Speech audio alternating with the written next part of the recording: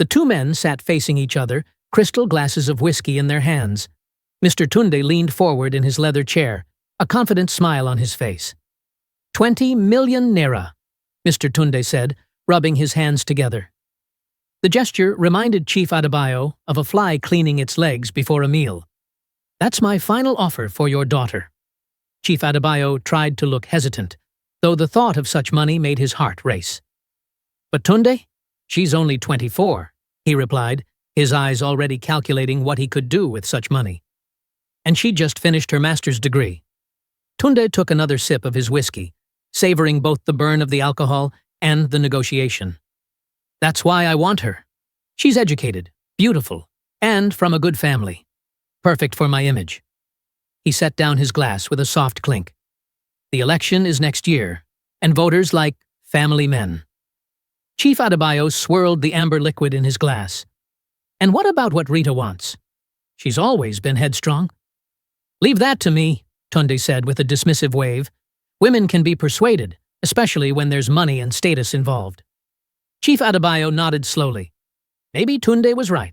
Besides, he had already spent the money in his mind, expanding his business, buying that vacation property in Dubai, perhaps a new car. How would you handle the payment? He asked, trying to sound casual. Tunde smiled, knowing he had won. 5 million tomorrow as a deposit, the rest after the wedding. And if she refuses? Chief Adebayo asked, though it was clear from his tone that he wouldn't allow that to happen. She won't, Tunde replied confidently. Not once you explain the benefits to the family. Besides, I'm not exactly a bad catch, am I? He gestured to his designer suit and gold watch. Chief Adebayo laughed and raised his glass. To business, then. And family, Tunde added with a grin. They clinked glasses and shook hands, sealing the deal. As Tunde left, Chief Adebayo stood at the window, watching the man's chauffeur open the door to his Bentley. 20 million naira. His daughter's future decided in an afternoon meeting over whiskey. He tried to ignore the small voice in his head that questioned what kind of father would do such a thing.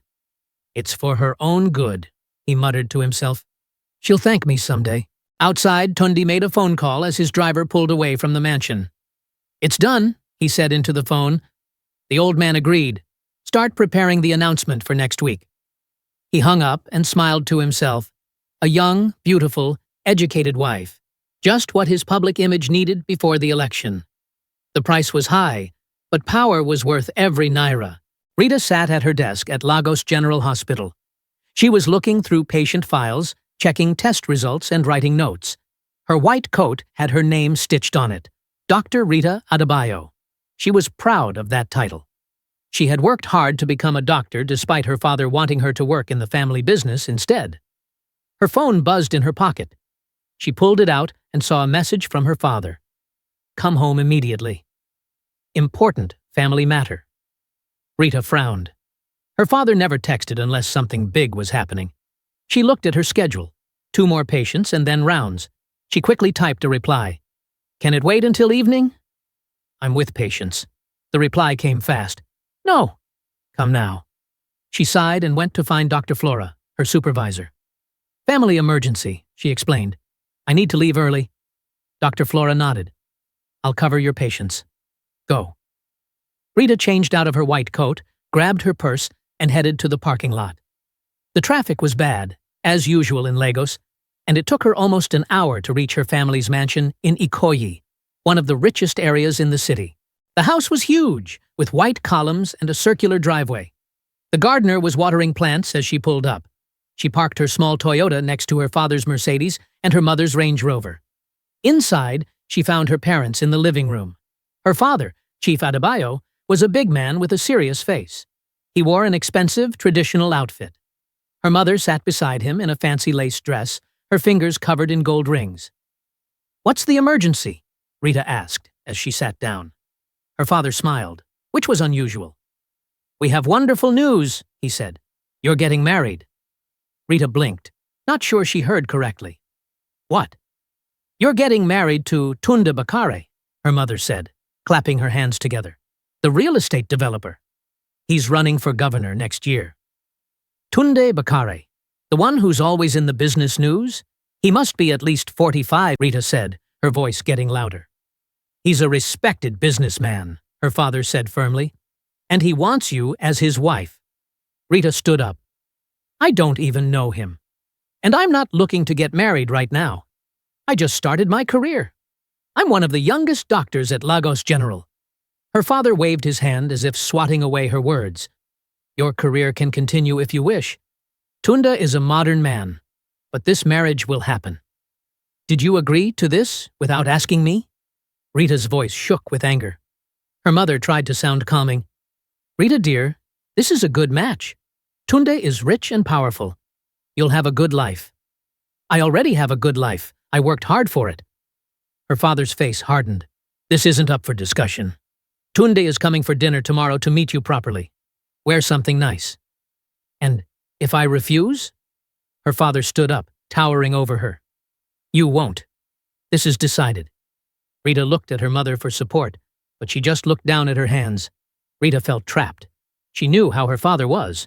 Once he made up his mind, it was almost impossible to change it. Why the rush? She asked, trying a different approach. Can't I at least get to know him first? The wedding will be in 3 months, her father said. That's plenty of time to get to know your husband. 3 months? Rita could hardly believe what she was hearing. This is crazy. Her father's phone rang. He checked it and smiled. That's Tunda now. Be here tomorrow at 7 p.m. And Rita, he added as she turned to leave, don't embarrass the family. This is a good match for everyone. Rita walked out without answering. She got in her car and sat there, too upset to drive. She thought about all her hard work in medical school, her dreams of opening her own clinic someday. Now, her father wanted to marry her off like it was the 1800s. She started her car and drove back to the hospital. She needed to talk to someone who would understand. And right now, that person was her best friend, Amaka. At least at the hospital, she could focus on her work and forget about her father's crazy plan for a few hours. But as she drove, a cold feeling settled in her stomach. She knew her father well.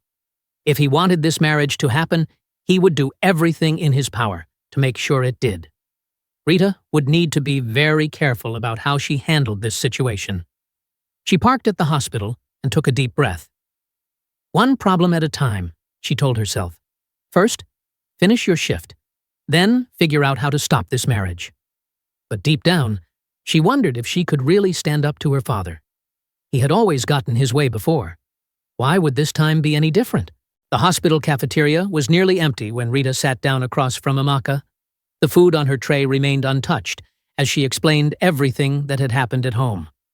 Amaka listened with growing horror as Rita described how her father had essentially sold her to Tunde Bakare. 20 million naira? Amaka whispered, eyes wide. Your father sold you for 20 million? Basically, Rita said, pushing her food around the plate. If I refuse, he'll disown me. You know how he is. Rita spent the rest of their lunch break discussing options with Amaka. Moving out wasn't realistic on her residence salary in expensive Lagos. Finding another job would be difficult too. Her father was friends with most hospital administrators in the city. Plus, her father's connections could make things difficult at any hospital. With each possibility they discussed, the reality became clearer. Rita was trapped. Amaka suggested that Rita meet with Tunde and try to find something about him that might convince her father this was a bad match. It was a long shot, but it was better than nothing. Rita agreed, though she didn't have much hope. Her father was not a man who changed his mind easily, especially when money was involved. For the rest of her shift, Rita found it hard to concentrate. She mixed up patient charts twice and nearly prescribed the wrong medication once. Dr. Flora noticed and sent her home early, assuming it was related to her family emergency. If only he knew the real emergency was that her family was trying to sell her like property. That evening, Rita put on a simple blue dress and minimal makeup, refusing to dress up despite her father's wishes. When her mother came to check on her, she frowned at Rita's appearance but said nothing. Rita knew she was walking a fine line between small rebellion and outright defiance. When Tunde Bakare arrived at exactly 7 p.m., Rita was sitting in the living room with a medical journal, pretending to read. In reality, she was studying him as he entered. Tunde was taller than expected. He wore an expensive dark suit that fit him perfectly. His hair was mostly black with gray at the temples, and his smile revealed perfect white teeth. Despite herself, Rita had to admit he was handsome for his age.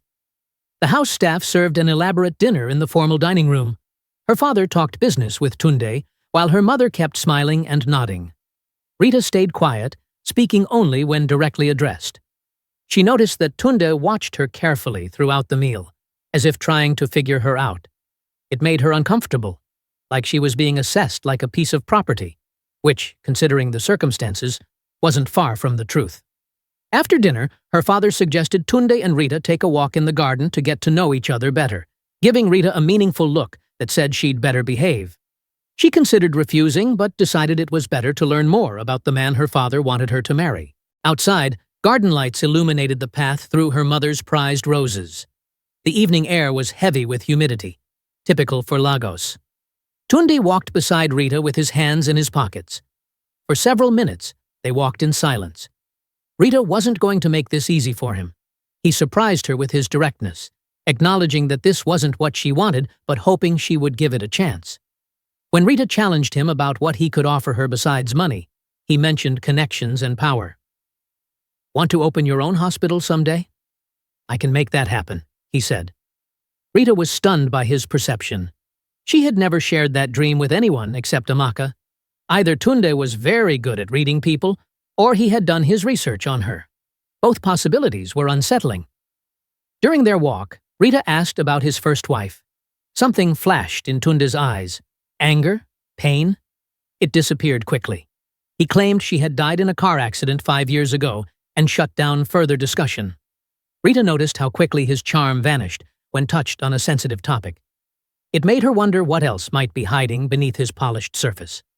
When they returned inside, Tunde charmed her parents with promises about the wedding and their future.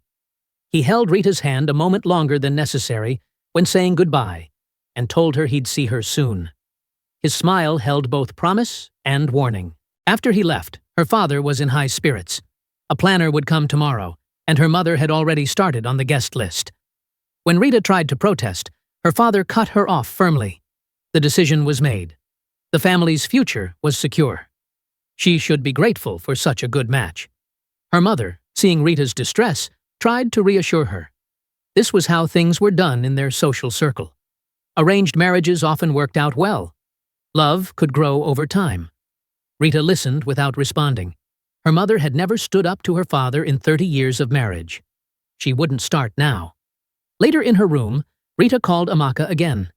She explained that something felt off about Tunde, especially his reaction when she asked about his first wife. Rita asked Amaka to help her find out more about him. Amaka promised to investigate, but warned Rita to be careful. Men like Tunde weren't used to not getting what they wanted. After hanging up, Rita went to her window and looked out at the city lights of Lagos. Somewhere out there was freedom, but the path to it wasn't clear. Her father controlled so much of her life. Her education, her living situation, even her job had been secured through his connections. Breaking free would mean starting completely over. She thought about her patients at the hospital, especially the young women who came in with preventable conditions because they lacked access to basic health care. Rita had planned to change that. If she married Tunde, would those dreams die? Or would his promise of resources for her own hospital actually give her more power to help others? Rita shook her head. She couldn't let herself start thinking that way. No hospital was worth selling herself into a loveless marriage with a man who clearly had secrets. She would find a way out. She had to. Wedding plans moved quickly. Within days, the Adebayo mansion buzzed with activity. Lagos's most expensive wedding planner brought fabric samples, photographers showed portfolio books, and caterers presented elaborate menu options. Through it all, Rita moved like a ghost, barely participating in decisions about her own wedding. At the hospital, she couldn't escape either. News of her engagement to Tunde Bakre, the wealthy real estate developer and political hopeful, had spread like wildfire. Doctors who had barely acknowledged her before suddenly invited her to lunch. Nurses whispered behind her back. Even patients asked about her famous fiancé. Rita threw herself into her work, finding solace in the routine of rounds, diagnoses, and treatments. Medicine made sense. Medicine followed rules. Unlike her life, which had spiraled beyond her control. 3 weeks after the dinner with Tunde, Rita was reviewing a patient's chart when her phone vibrated repeatedly. 3 urgent messages from Amaka. Call me now. It's about Tunde. After finishing with her patient, Rita found an empty break room and called Amaka. His first wife didn't die in a car accident, Amaka said without preamble, her voice low and urgent. She disappeared. Her family has been claiming for years that he was involved. Rita gripped the phone tighter. Are you sure? My cousin works at The Guardian. She showed me old articles. There was never any accident report. Tunde told police she left him for another man, but her family insisted she would never abandon her daughter. Daughter? He has a child? This was the first Rita had heard of any children. Yes, Stella. She was 15 when her mother vanished. She's about 20 now. After her shift, Rita searched online news archives. The facts were disturbing. 5 years ago, Lola Bakare had vanished without a trace. Police investigated but found nothing conclusive. The case remained officially open but inactive. There were also multiple articles about corruption investigations into Tunde's business dealings, all mysteriously dropped before reaching court. That evening, Rita confronted her father in his study. She presented what she'd learned, expecting him to be concerned. Instead, he dismissed everything as rumors and gossip from jealous people who want to tear down successful men. When Rita declared she wouldn't marry a man who might have killed his wife, her father's face hardened. If you cancel this wedding, you are no longer my daughter, he said coldly. No more family support. No more living in this house. Nothing. Rita stood her ground despite her racing heart. Her father gave her until tomorrow to come to her senses. In her room, Rita began packing essentials. Clothes, medical books, laptop, and the small amount of savings she'd hidden away. She was nearly finished when her phone rang with an unknown number. Dr. Adebayo. Tunde's smooth voice sent a chill down her spine. I understand you've been asking questions about me. How did you get this number? I have connections everywhere, he replied calmly. Stop digging into my past. Or what? I'm not a man you want as an enemy. Your career, your future in this city, I can make things very difficult. After the call, Rita finished packing with shaking hands. Someone was informing Tunde of her actions. But who? She wrote a brief note to her mother, then called Amaka for a place to stay. Shortly after midnight, when the house was quiet, Rita carried her bags to her car. As she drove away from her childhood home, the weight of her decision pressed on her chest. She was a doctor with a promising career. But in Lagos, connections mattered more than qualifications, and she had just made an enemy of one of the city's most powerful men. At a red light, Rita glanced in her rearview mirror and noticed a black SUV several cars back. It had been there since she left home. When the light changed, she made a sudden turn down a side street, then another, heart pounding as she tried to lose the tail. After several random turns, the SUV was gone. 20 minutes later, she reached Amaka's apartment building. As she parked, she didn't notice the same black SUV stopping half a block away, its driver already reporting her location to Tunde Bakare. Rita had escaped her father's house, but she was far from free. Rita spent the night at Amaka's apartment, tossing and turning on the small couch. Her mind kept racing between her father's cold threat and Tunde's warning. By morning, her eyes were puffy from crying and lack of sleep. Amaka tried to get her to eat something, but Rita had no appetite. Her phone suddenly buzzed with an unknown number. She almost ignored it, but decided to answer. The caller introduced herself as Stella Bakare, Tunde's daughter. The young woman sounded nervous, but insisted they needed to meet in person to discuss something important about Tunde and what had happened to her mother. Despite her better judgment, Rita agreed to meet her an hour later at a small cafe on Victoria Island. When Rita arrived, the cafe was nearly empty, except for an old man reading a newspaper and a couple in the corner. She waited anxiously, wondering if coming here had been a mistake. The bell above the door jingled, and a young woman walked in. She couldn't have been more than 20, with long braids and large eyes that reminded Rita of Tunde. Stella approached cautiously, sliding into the seat across from Rita. She ordered nothing but a glass of water. After an awkward silence, Stella revealed that she knew about her father forcing Rita into marriage and the deal with Chief Adebayo. She explained that her father often talked when he thought no one was listening. The waitress brought Stella's water, and she waited until the woman was out of earshot before continuing with her revelation. Stella's voice lowered to almost a whisper as she explained that her mother hadn't left them for another man. Nor had she died in a car accident, as Tunde claimed. With trembling lips, she confessed her belief that her father had killed her mother. Rita felt a chill run through her body at such a serious accusation. Stella went on to explain that she was 15 when her mother disappeared. Initially, Tunde told everyone his wife had run off with a business partner. A year later, he changed the story, claiming she'd died in a car accident in Port Harcourt. But Stella remembered the night before her mother's disappearance. She had overheard her parents fighting fiercely about money. Her mother had been screaming about blood money and refusing to let Tunde use her family name for his dirty business anymore. The next morning, she was gone, but strangely, all her clothes remained in the closet. Her passport was still in the safe, and her car sat untouched in the garage. When Rita asked if she'd gone to the police, Stella gave a bitter laugh. She explained that her father owned half the police force in Lagos, and those he didn't own, he frightened into submission. No one would investigate him properly. Stella reached into her bag and pulled out a worn notebook with a faded blue cover. She explained that it had belonged to her mother, and she'd found it hidden in a compartment in her closet about a year after she disappeared. Rita carefully opened it to find pages of neat handwriting, lists of account numbers, names, dates, and large sums of money. Rita questioned what all this information meant.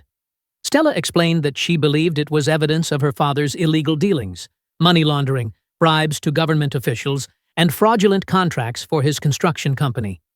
She suspected her mother had been keeping track as a form of insurance against Tunde. When Rita asked why Stella was giving her this dangerous information, the young woman explained that as a doctor, people trusted Rita. More importantly, since Tunde wanted to marry her, she had value to him. Stella believed Rita might succeed where she had failed, in getting someone to listen and take action. Rita stared at the notebook, fully understanding the danger it represented. Tunde had already threatened her when she tried to back out of the engagement.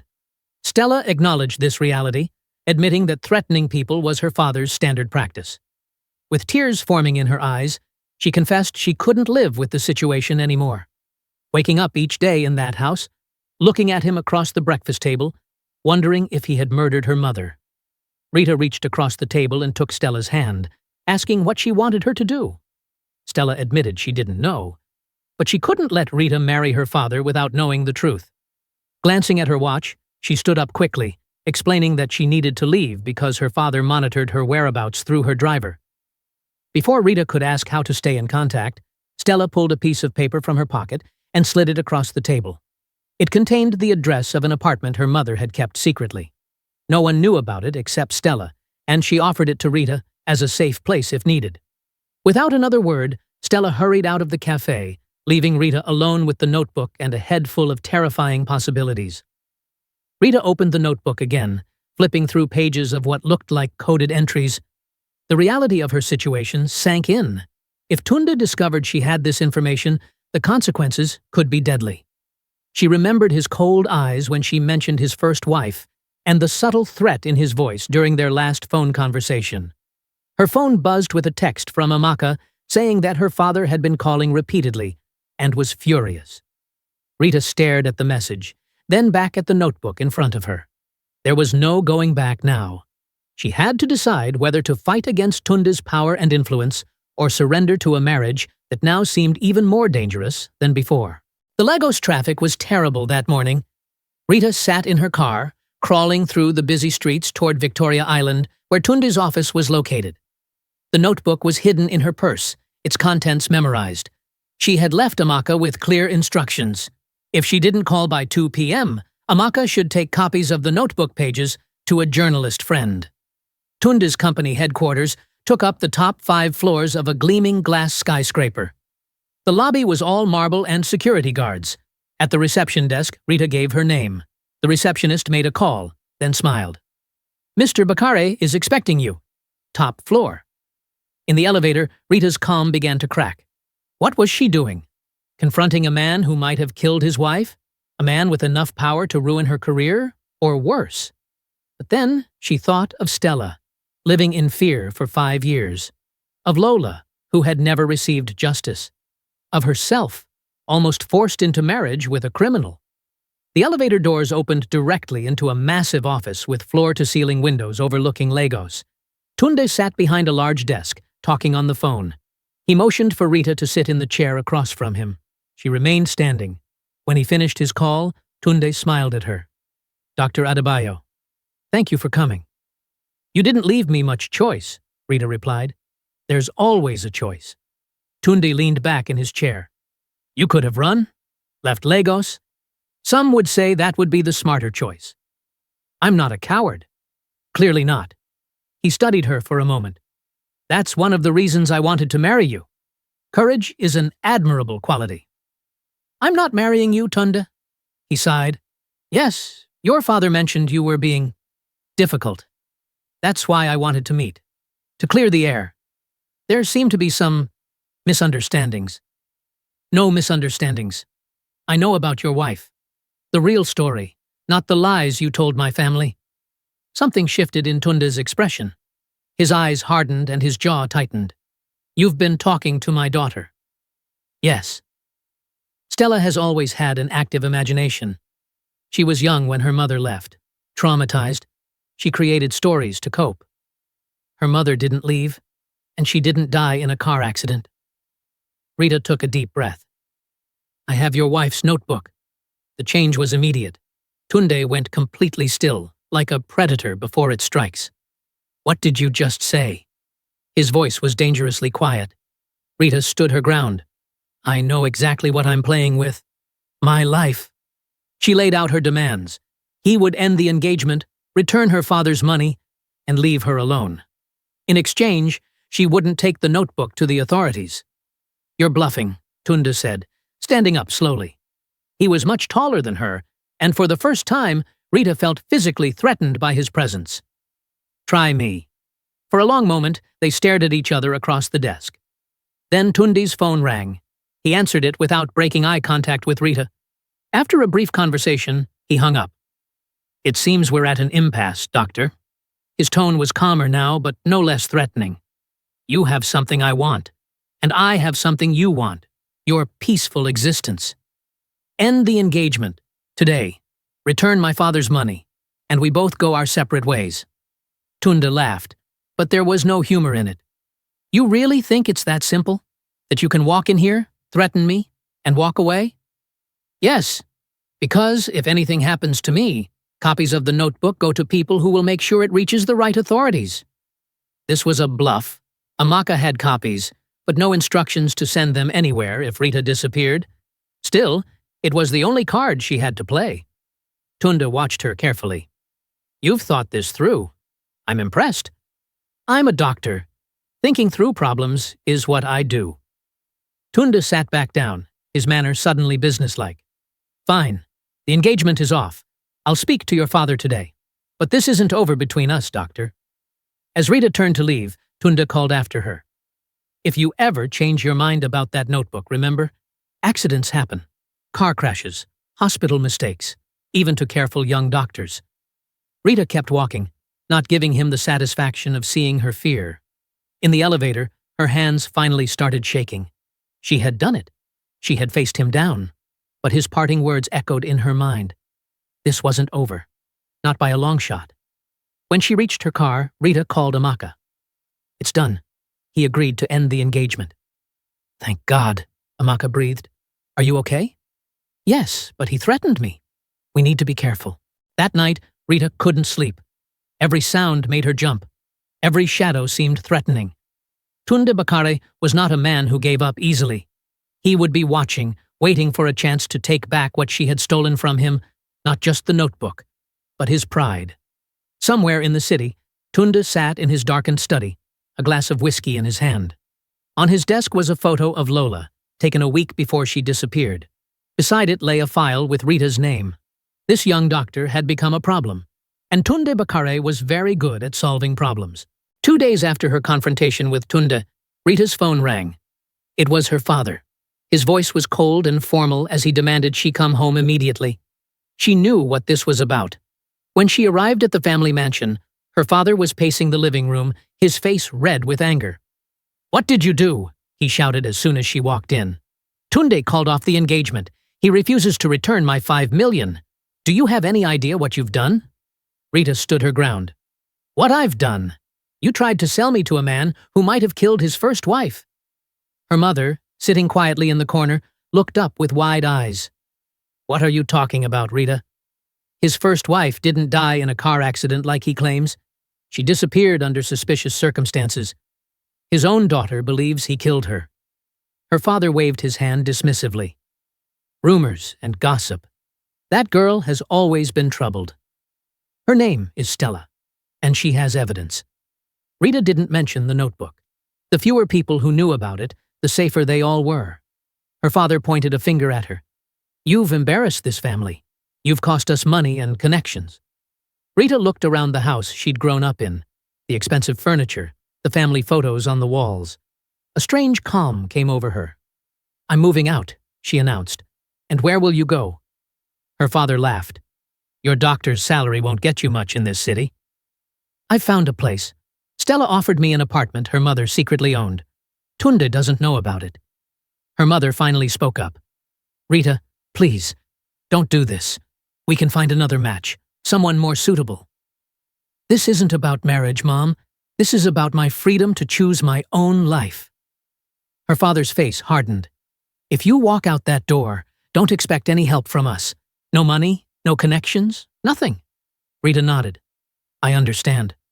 She'd already packed a small suitcase that morning, expecting this conversation.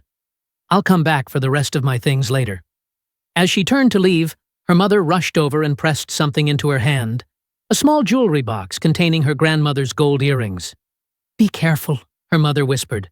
"Men like Tunde don't give up easily."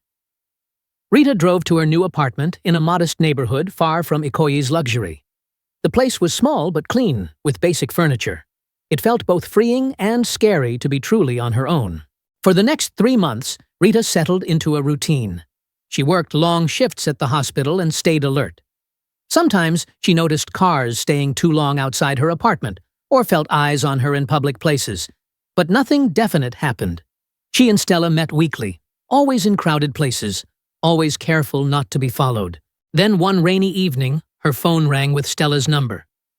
"Rita," Stella's voice was rushed, full of fear. "He knows I helped you. He found out about the apartment." "How?" "We were so careful." "I don't know, but he mentioned it this morning."